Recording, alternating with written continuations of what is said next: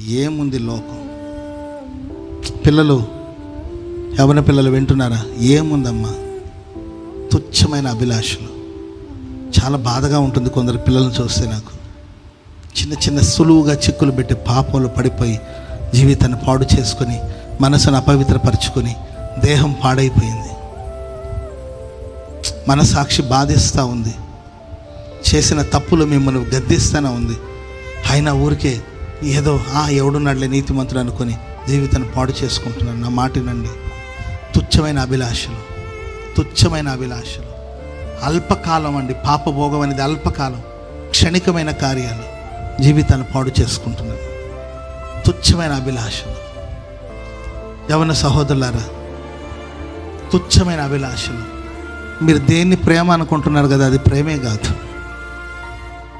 అదొక కేవలం ఆకర్షణీయమైన అనుభవం అంతే.